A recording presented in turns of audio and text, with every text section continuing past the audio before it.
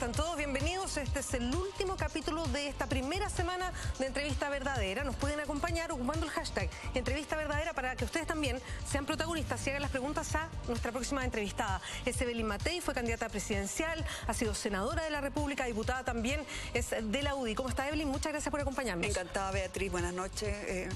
Un gusto estar acá. Evelyn, quiero entrar a temas políticos. Primero, cuando en la Secretaría General de la UDI, que es su partido, dijeron que Jovino Novoa era un perseguido político, ¿usted comparte eso?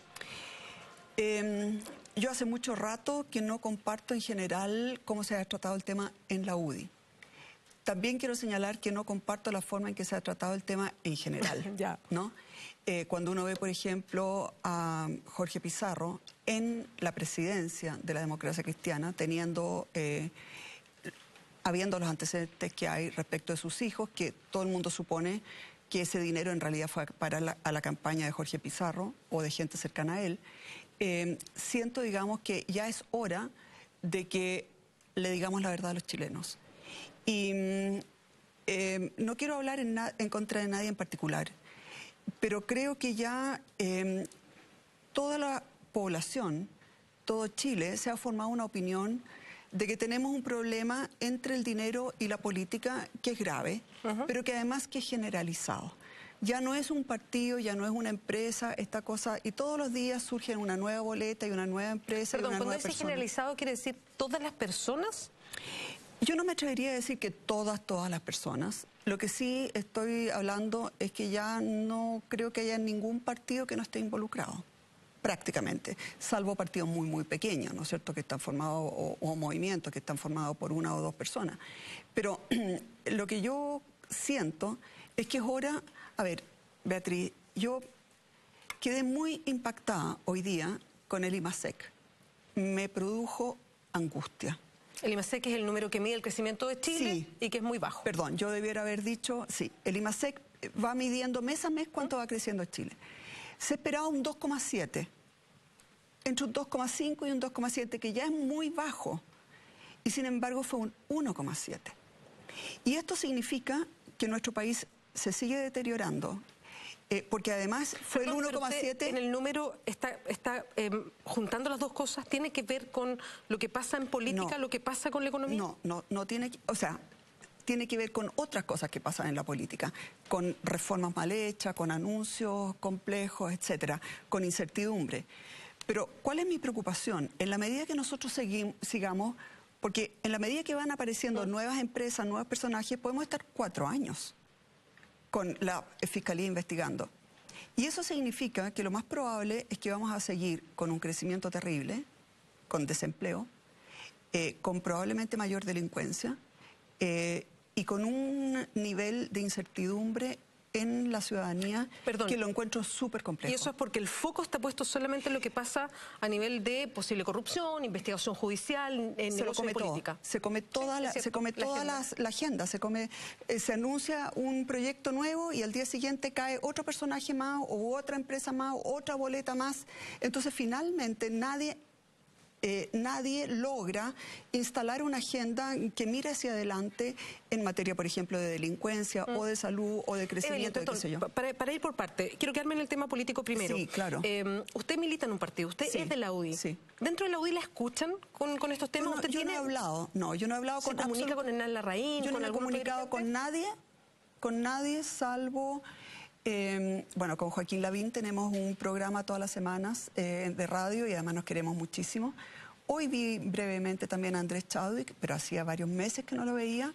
Con Hernán Larraín no hablo desde mucho antes de que él fuera presidente, no he ido a ninguna reunión, he hablado con Iván Moreira una o dos veces. ¿Y esto es por algo suyo? ¿Usted quiso alejarse o dar un paso al costado? Yo he decidido alejarme porque yo he estado en una posición que es dura, es dolorosa. O sea, perdón, me refiero a que usted no ha tomado la estrategia del partido, ¿a eso se refiere? Claro, yo no he tomado la estrategia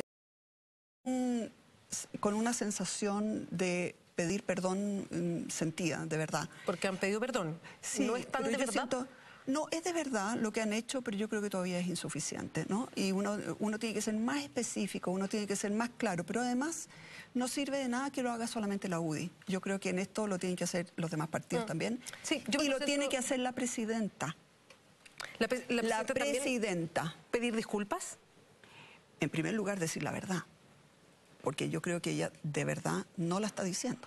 ¿Qué cosa en específico? A mí me cuesta de verdad creer que ella no sabía nada en el caso Cabal, pero me cuesta aún mucho más creer que una persona como Rodrigo Peñilillo, que fue su hijo político durante tanto tiempo, haya salido por su cuenta a buscar dinero, que eran casi $1 millón, y lo haya repartido entre mucha gente que estaban claramente haciendo una precampaña, entre los cuales estaba la mejor amiga de la presidenta y además su prima.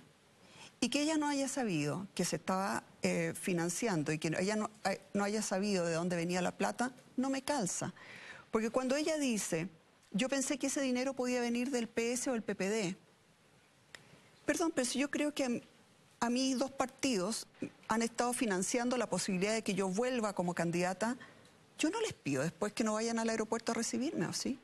O sea, si yo creo que ellos me han financiado, ¿cómo puedo ser después tan dura y decirles, ¿sabe qué más? No se aparezcan por favor en el aeropuerto cuando yo llegue?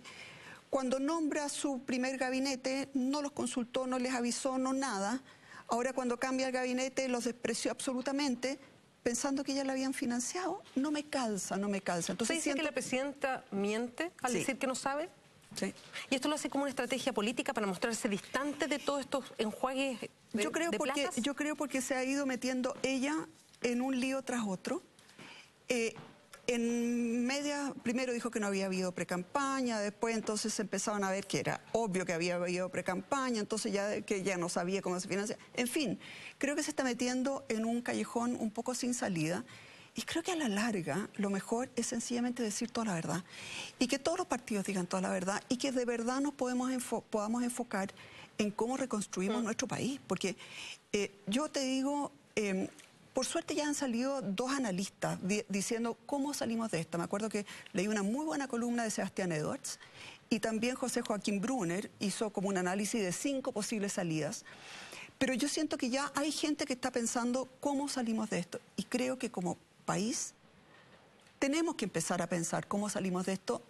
Yo insisto que tiene que ser con la verdad, con toda la verdad. Sí, pero no se ve como que haya una idea de los partidos de decir, ¿sabe qué? Esto pasó así, y de alguna... Hay algunos personajes políticos que lo dicen. Lo que le pasa a la UDI con Jaime Orpis, por ejemplo. Recién se conoció lo que pasa con Jaime Orpis, que era un asunto muy serio, porque puede ser formalizado por cohecho. Él estaba ejerciendo, era presidente de una comisión y al mismo tiempo recibía platas de Corpesca, era presidente de la Comisión de Pesca. Pero el partido, la UDI en este caso, se la juega por lo mismo. No, acá hay irregularidades administrativas, no vemos delito, es que esto todos lo hacen. Y siguen con una misma estrategia. A ver, yo no sé finalmente qué va a hacer la Fiscalía, porque en la medida que este bolo sigue creciendo, yo quiero saber si es que van a haber 30 parlamentarios desaforados. No sé si es a qué va a llegar la Fiscalía con el caso Cabal, con el caso de Peñilillo, etcétera, pero también un exministro formalizado. O sea, ¿hasta qué niveles vamos a llegar? Yo no lo sé. Lo que sí sé es que en la medida que ya se queda bastante claro que era un tema totalmente generalizado, uno empieza a preguntarse, a ver, ¿estaban todos conscientes que estaban cometiendo delito? ¿O no lo veían como delito? ¿O qué es lo que pasó ahí? Entonces, lo que yo sí, no sé cuál es la salida, no estoy proponiendo una salida. Lo que sí estoy diciendo, Beatriz, es que estoy profundamente angustiada. Lo del IMASEC hoy día me golpeó. Esto va a significar cesantía, esto va a significar mucha desesperanza para mucha gente. Y por lo tanto creo que hay que empezar a pensar un poquitito en forma más responsable en qué es lo que viene para nuestro país. Voy a pasar ya al tema político. Sí. Vamos a revisar las preguntas que llegan de las personas que nos están viendo, el hashtag entrevista verdadera. Revisemos la primera. Aparece ahí en pantalla, es de Patricio Rodríguez. Dice, ¿qué necesidades imagina usted que querían cubrir quienes emitieron boletas falsas? Yo quiero creer que son puros gastos de campaña. Nadie nos puede asegurar que todo se gastó en la campaña y que algo... ¿Para usted es distinto si es de campaña o es para el bolsillo? Ambas cosas son feas, pero para el bolsillo es mucho peor. Ahora, yo creo que la mayoría de los chilenos no hace ninguna diferencia. Para ellos, que haya sido para la campaña o para el bolsillo, al final es lo mismo. O sea, perdona, aquí voy a dar mi opinión. Yo creo que porque al si uno viola la ley, independiente para lo que sea, viola la ley igual. Viola la ley, claro. Lo que pasa es que hay una especie de defensa de decir, no, pero lo hizo para la campaña. No, claro, y si ganó la campaña, otro la perdió. Y además al ganar la campaña, perdón, acceden a un buen sueldo. Entonces al final está todo mezclado. Y cuando usted fue senadora, fue diputada, ¿qué pasaba a la hora de las campañas? ¿Pasaba esto mismo? O sea, ¿esto viene pasando desde hace mucho tiempo? ¿Le pasaba a usted? Yo no recuerdo nunca, jamás haber pedido una boleta ni una factura a nadie. Ni yo haber emitido una. ¿Y cómo financiaban sus campañas? Básicamente con gastos reservados. Los gastos reservados, aportes reservados. Gastos reservados Sí, que recibe el ministro. Los ministros, la presidencia, sí, es verdad. El aporte reservado es el que hacen las empresas, pero lo hacen en forma anónima. Uno no tiene cómo saber qué empresa dio cuánto. ¿Y a usted le tocaba esa pega que hemos visto de varios en el momento que eran candidatos, y de algunos son parlamentarios, de llamar a las empresas y pedir la plata, claro, y todo lo demás? Absolutamente, lo hice. Sí, quiero ser súper clara, lo hice. Perdón, y muchas veces... ¿A alguien en específico, empresa, o era un listado grande? Era un listado. Ahora, lo que pasa es que uno nunca sabe si te dieron o no. Entonces, eso hace más fácil después... Bueno, porque hoy día hay una desconfianza enorme sobre eso, si efectivamente se sabe o no se sabe quiénes tenían los gastos reservados. Era muy difícil, es prácticamente imposible saberlo, porque si alguien, suponte que alguien dice, yo te voy a dar, y te voy a dar, ponte tú, 3 millones. La verdad es que, suponte tú que efectivamente depositó los 3. Pero el CERVEL te pone primero 570.000 pesos. A la semana te pone 800. Entonces es imposible saber si efectivamente te lo depositaron o no. Y eso es bueno no saber. Pero de que uno sale a pedir... Supongo que es la idea no saber. La idea era justamente no saber. Eso. Claro. Ahora, Evelyn, pero... hoy día estamos viviendo esto de que se destapó una olla de cómo era el financiamiento en general. Sí. Pero esto... O sea, uno entiende o sospecha que viene pasando desde hace mucho tiempo. Entonces, en ningún momento esto se dijo, oye, hay que transparentar esto, propongamos un proyecto de ley, cambiemos la forma que lo estamos haciendo, esto en algún momento no vamos a poder hacerlo más, no sé. ¿Vino esa lectura anterior? Yo creo que no. Yo creo que en general no se vino esa lectura, y además la mayoría de las personas y de los políticos siempre, yo creo, pensó que el dar una boleta no era delito. Yo recuerdo boletas ideológicamente falsas, eso estamos hablando. Exactamente. Y yo recuerdo haber señalado en un programa también contigo, acá en este mismo canal, que nunca en la historia de Chile se había allanado a alguien por una boleta, como se hizo, ¿no es cierto?, con esta fiscalía. Entonces, yo lo que... Y antes, además, habían habido cosas, ¿no es cierto?, como las boletas falsas de Girardi, que dieron origen a una ley, pero que fue insuficiente. Pero yo creo que nosotros veníamos ya teniendo muchas señales de que estaban pasando cosas malas, porque habían platas del INDAP que eran raras, estuvo el tema del Mobgate, estuvo el tema de Chile Deporte, y al final todas esas platas eran también para campañas, ¿te fijas? Entonces, yo creo que en realidad nadie tuvo la visión o el coraje, y en esto me incluyo yo, no estoy echándole palos a las demás personas, pero aquí tuvimos una falla colectiva gravísima, respecto de la cual yo creo que todos debemos pedir perdón, empezando por mí. O sea, yo estaba en la Comisión de Hacienda, yo debía haber planteado este tema, y por eso que siento que realmente hemos fallado de una forma grave. Ahora, nos queremos pasar los próximos 4 o 5 años de escándalo en escándalo, porque al final esto yo creo que al país le va a hacer un daño feroz. Voy a seguir con eso de inmediato, pero vamos a otra pregunta de las personas que nos están escuchando a esta hora y viendo.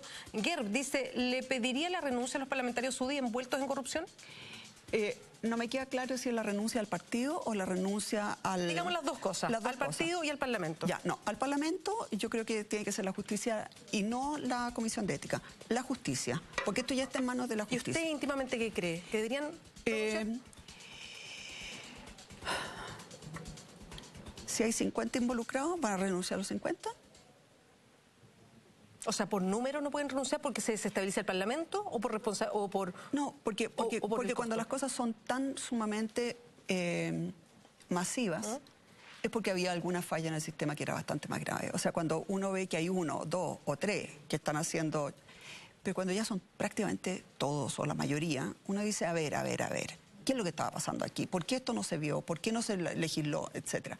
Y porque primero tenemos que ver si es que efectivamente es delito o no es delito. Porque tú sabes que también aquí hay dos teorías. Ahora, sí, que es horrible, es horrible. Ahora, respecto del partido, yo por lo menos les pediría efectivamente que congelaran militancia. Sí, cosa que no ha pasado. Que no ha pasado. Ahora, cuando usted dice, queremos pasar los próximos 4 años destapando esto, que la Fiscalía esté citando a uno u otro parlamentario, ¿qué quiere decir eso? ¿Usted es partidaria de una especie de acuerdo? No sé de qué soy partidaria. Yo hasta esta mañana era partidaria, o he sido partidaria, porque ni siquiera puedo ponerlo en el pasado, de que efectivamente todo salga. Que era como una especie de caiga quien caiga, Caiga quien total. caiga, siempre lo he dicho y qué sé yo, y además he colaborado en eso. ¿Y hoy día cambió? No es que haya cambiado, no sé si ha cambiado o no, me bajó angustia, estoy con angustia. Hasta ayer o hasta esta mañana estaba con rabia. Hoy día algo me pasó y que creo que tiene que ver con ver qué es lo que está pasando con la delincuencia. El tema de las marchas y del paro de los profesores y de tomas de los estudiantes. El tema de que la salud anda muy mal. El tema de que con este IMASEC, este crecimiento tan terriblemente bajo, a pesar de que el gasto público está pero al rojo, pero ya no se puede seguir gastando este nivel de gasto, aún así tenemos un crecimiento tan bajo, me bajó un sentimiento de angustia por el futuro de nuestro país, como hacía mucho tiempo que no lo sentía, y creo que obviamente que hay que seguir investigando y todo, pero creo que también hay que empezar a buscar cómo salimos de todo esto. Porque no imagino, de verdad no me imagino, tener a nuestro país paralizado políticamente, legislativamente y administrativamente por estos escándalos día a día. Esto puede durar de verdad 3, 4, 5 años. ¿Pero hay alternativa? O sea, ¿hay alguna alternativa al caiga quien caiga, a que la investigación siga? No hay una alternativa, o sea, la verdad tiene que salir toda. Pero quizás, y en ese sentido yo creo que hay que buscar a gente que sepa más que yo. Yo no me declaro una persona con el conocimiento o con la trayectoria suficiente, pero quizás hay que ir buscando, por ejemplo, algún tipo de acuerdo nacional. Por ejemplo, ¿qué vamos a hacer con nuestro país en materia de pobreza? ¿Cuáles son los temas más graves que tenemos que enfrentar en tema de pobreza? Si nosotros lográramos, a pesar de todo este caos y de todo este problema, buscar cuál es la trayectoria para nuestro país, cuáles son las cosas más importantes, darle prioridad, tener algún rumbo que señalarle a nuestro país, pero eso requiere mucha grandeza, eso requiere mirar el país, a Chile en el futuro. Estoy hablando, por ejemplo, de lo que han hecho los países nórdicos, ¿no es cierto?, de llegar a algunos tipos de acuerdos fundamentales respecto de la trayectoria del país que permita salir de este marasmo, sin tapar las cosas. O sea, que la agenda está cooptada por estos temas. Por eso que pienso que tiene que primero reconocerse. ¿Y quién debería liderar todo esto? La presidenta, pero no la veo haciéndolo. Porque en realidad, justo antes de irse, negó todo. Y entonces yo... perdón, yo sé que hay otras personas que le creen y yo respeto a las personas que le creen y no estoy en un ánimo ni de nada, pero yo no le creo porque no me calzan los datos, a mí por lo menos no me calzan los datos. ¿Usted esperaba, perdón, que con el cambio de gabinete, por ejemplo, hubiese un cambio de timón? Yo esperaba eso y no lo ha habido y no lo va a haber. Yo, por ejemplo, no he conversado directamente con ninguna de las personas que estuvieron en la reunión entre los empresarios, por ejemplo, y el ministro Valdés y el ministro Burgos, pero sí he sabido indirectamente que los empresarios se fueron muy desilusionados. O sea, no va a haber un cambio en el ánimo en Chile, no se va a activar la inversión, no se va a activar nada. Usted que toca el tema económico, le quiero llevar a ese terreno, usted es especialista en esos temas. Sí. Había una agenda... Perdón, cuando yo hablo del tema económico... Estoy hablando básicamente desde el punto de vista de qué es lo que pasa con los trabajadores. No es solamente, o sea, yo no soy de las fanáticas del crecimiento, pero sí... De ver solo la estadística pura. No, pero una familia en que el jefe o la jefa de hogar pierde el empleo es muy grave. Así que perdóname. Sí, lo que pasa es que quería ir a ese tema. Hay una serie de... A ver, este gobierno se instaló con una idea de hacer reformas. De hecho, las anunció, algunas están terminadas, digamos, como la tributaria, otras están en proceso, un proceso muy largo, con harta discusión, como la reforma educacional. Se van a establecer, ya lo anunció la presidenta, que viene un cambio en la Constitución, ahora se está pensando cómo se va a hacer ese cambio, en fin. En este escenario, ¿qué ha pasado en Chile a propósito de la economía? Son las grandes empresas, las medianas, las pequeñas, en fin, la gente que de alguna manera echa el motor adelante, que se ha restado como una forma de decir, ¿sabe qué? ¿No me cambie las reglas del juego? No, yo creo que más bien hay mucho susto y te quiero decir que en este momento el peor problema que tenemos es la caída en la confianza de los consumidores. Está incluso peor, o sea, porque al principio no se invertía mucho, pero ahora los consumidores no están consumiendo tampoco y por lo tanto las tiendas no están vendiendo. Y hay muchas tiendas que están cerrando por falta de ventas. Entonces la verdad es que a estas alturas es un derrumbe en la confianza respecto del futuro de Chile que es generalizado. Y eso es muy difícil después de volver a mover. Por ejemplo, hoy día la confianza de los empresarios está más o menos en un 50%, que es muy baja, pero la de los consumidores está en un 40%, o sea, aún peor. Entonces, claro, cuando tú no conoces cuáles van a ser las reglas del juego en materia tributaria, obviamente que no inviertes, porque tú no sabes si es que va a ser bueno tu negocio o malo tu negocio, dependiendo de cuánto te van a sacar del impuesto. Ahora, Evelyn, yo como ciudadana también lo veo como que aquí hay un gallito. Yo no invierto si la cosa no va para mi lado. No, no es así. A ver, nunca nadie va a invertir si es que no va para mi lado. O sea, eso es desgraciadamente así. O sea, yo no voy a invertir para perder, ¿no es cierto? Entonces, mientras había mucha incertidumbre, obviamente que se postergaron las decisiones de inversión. Pero después ya empezó con el tema de la reforma constitucional, de la reforma del Código de Agua, de la reforma laboral, y entonces a esta altura ya nadie está invirtiendo nada. Nada. Perdón, y esto no es un gallito. Debería haber reformas en esos sectores. No digo que estas sean las perfectas, pero deberíamos tener una mejor relación laboral. Deberíamos mirar lo que pasa con el Código de Aguas y a quién pertenecen las aguas en Chile. Deberíamos tener otra relación entre los ciudadanos con una nueva Constitución. A ver, muchas de esas cosas se pueden hacer. De hecho, yo, por ejemplo, voté a favor muchas de las reformas tributarias que hubo en el pasado. Muchas de ellas las voté a favor. Lo que pasa es que esta estuvo pésimamente mal hecha. O sea, es que era un horror de mal hecha. Y todavía sigue mala. Pero sigue pésima. Y el ministro ha dicho que no lo va a cambiar. Fíjate que si tú eres un accionista extranjero, pagas 10 puntos menos de impuestos que si eres inversionista nacional. Pero si esto es una locura, es una tontera, nunca he visto algo peor hecho. En materia, por ejemplo, de la reforma, además que no va a rendir la plata que dicen, y además que paralizó el país. Además viene la reforma, entonces, educacional. ¿A algún chileno le dijeron que le iban a prohibir el copago para sus hijos? ¿Lo dijeron alguna vez en la campaña? Perdón, ¿prohibir el copago? Sí, se prohibió el copago. Pero no es beneficioso que uno no establezca copago. A ver, pero ¿tenía la gente derecho a decirlo, a saberlo o no antes de la elección?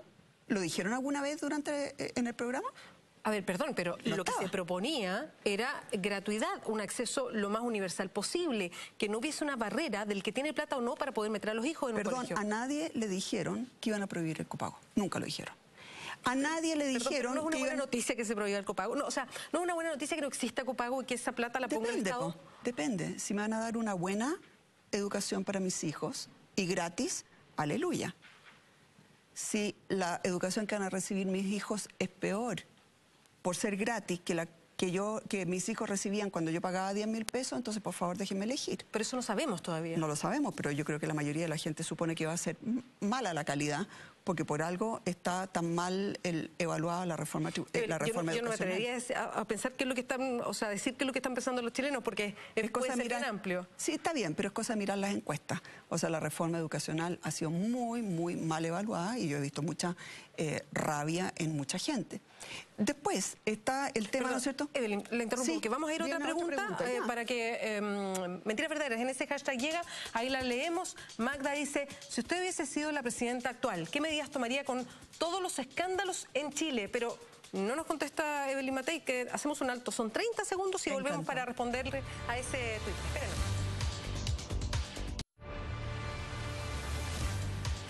Estamos de vuelta en Entrevista Verdadera. Recuerden, nos acompañan con el hashtag. Quedó pendiente una pregunta, la vamos a revisar nuevamente para nuestra entrevistada hoy día, para Evelyn Matei. Magda dice, si usted hubiese sido la presidenta, ¿qué medidas tomaría con todos los escándalos en Chile? Cuando estalló el primer escándalo, que fue el de la UDI con Penta, y que en realidad varias personas de la UDI empezaron a decir, cuidado, que esto es generalizado, cuidado, esto es generalizado. Yo primero hubiera visto si que era generalizado o no. Y si era generalizado, hubiera actuado al tiro ahí para buscar una salida en ese momento. En ese momento era mucho más fácil. Sin embargo, el camino que tomó Peñilillo y la presidenta fue, esto es terrible, esos son los culpables, nosotros, y resulta que ahora están todos metidos. Entonces creo que se dejó pasar el momento adecuado, pero a estas alturas, incluso con todo lo que ha sucedido y todo lo que se ha dicho, yo diría exactamente la verdad, todo lo que ha pasado, todo lo que se sabe, porque hay muchas cosas que probablemente no se saben. Y yo evaluaría mucho cómo lograr que Chile salga de esto. Y yo evaluaría si renunciar o no. ¿Usted cree que es posible que la presidenta piense algo así? Usted, a ver... Yo no puedo hablar por ella. Yo sé. Es que le quiero preguntar porque usted estuvo en el balotaje, en sí. la segunda vuelta, sí. En la competencia con sí. Michelle Bachelet. ¿Usted cree que ella debería renunciar? Yo no puedo hablar de qué es lo que yo creo que ella debe hacer. Pues ella es la presidenta. No, yo entiendo que ella toma las decisiones. Yo estoy diciendo lo que yo haría. Ya. Pero, ¿y usted no cree que ella debería renunciar? Y esto le pido su opinión.